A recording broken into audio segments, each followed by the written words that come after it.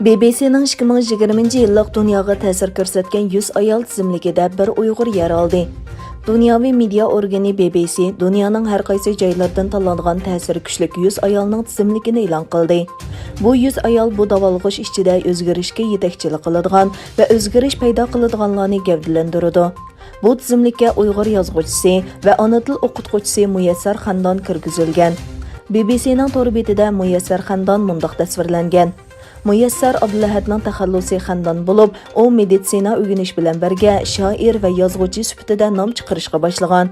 U ommaviy sog'lomlik kasbida magistrlik unvonini tamomlaganda yoziqchilikqa otlanishni qaror qilgan. 2013-yili Turkiyada o'ltiraqlashgandan keyin muhojiratga Uyg'ur tili va ma'arifni ilgari surishga beg'ishlangan Oyxon ma'arifini qurgan. U hozir Istanbulda yashaydi. Xandonning eng yangi asari va tunji romani Xayri Xo'sh Quyosh Uyg'ur rayonidagi tutib turish lagerlariga markazlashgan tunji uzun sahifalik asar hisoblanadi.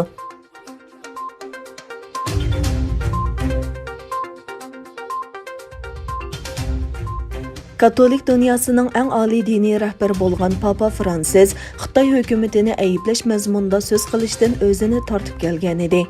Reuters agentligining xabarida aytilishicha, Pop Fransis tunji bo'lib Uyg'urlarning ziyonkashlikka uchrayotganligini ta'kidlagan. U o'zining mushoyabda nashrdan chiqqan kitobida Rohingya musulmonlari, Uyg'urlar va Yazidlar eng ko'p ziyonkashlikka uchrayotgan insonlardir degan. Pop gerçi Uyg'urlar haqida bekmo tafsiliy to'xtalmagan bo'lsa-mu, uning rasmiy holda Uyg'urlar masalasini tilga olganligi g'arb dunyosida zo'r ta'sir qo'zg'agan. Xitoy Tashqi ishlar ministrligining bayonotchisi Zhao Lijian bu haqda darhol inkos qaytarib, Pop Fransisning Uyg'urlar ziyonkashlikka uchrayotidi deyishi butunlay asossiz hukm. Uyg'urlar boshqa millatlarga o'xshashlar barliq haqlardan to'liq bahramand bo'lgan holda baxtiyor turmush kechirayotidi degan.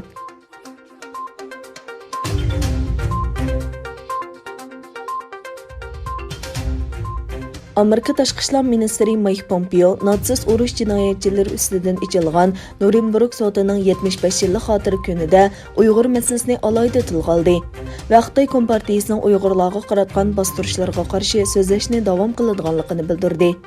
Bu haqda fikr yurgizgan analizchilar buning Xitoy Kompartiyasining Uyg'urlar ustidan yurgizayotgan jinoyatlarning hamon bir kuni javobgarlikka tortiladiganligidan derak beradiganligini bildirishdi. İkinci Dünya urushi oyoqlashib bir necha oydan keyin, ya'ni 1945-yili 20 noyabr Amerika, Angliya, Fransiya va sobiq Sovetlar ittifoqining hamkorligida xalqaro harbiy sud ochilib, tirik qo'lga tushirilgan natsistlar rahbarlari, jazo lagerlari qorovullari, doktorlar va savdo sanoatchilarni o'z ichiga olgan javobgarlar urush jinoyati, tinchlikka qarshi jinoyat va insoniyatga qarshi jinoyatlar bilan sudga tortildi. Sud Germaniyaning Nuremberg shahrida ichilgan bo'lg'achqa dunyo tarixida Nuremberg sudi deb ataladi.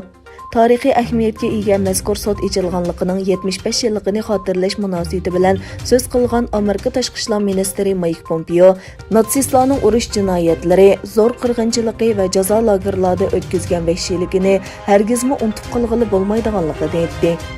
Mike Pompeo'ning nutqida alohida diqqat chekadigan bir nuqta bo'lsa, insoniy qadr-qimmatga qarshi navbatdagi hujumlar qatorida Sharqi Turkistonda davom qilayotgan bostirishlarni tilga olishi edi.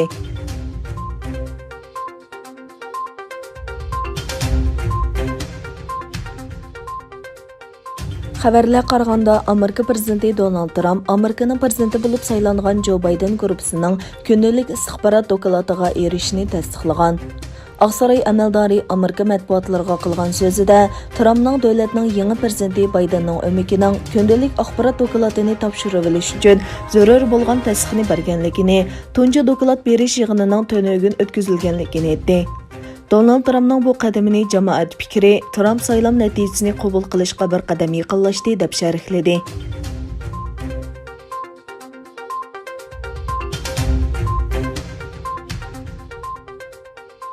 Xitoy Oy shari yuzidan avrishga to'plashni planlagan Chang'e 5 olam kemisini olam boshliqqa qo'yib berdi. Xabar qilinishicha, Chang'e 5 uzun yo'l Y5 raketasi bilan Wangchangdagi olam qatnashi markazidan qo'yib berilgan bo'lib, Oy shariga yetib berishiga 3 kun vaqt ketadigan.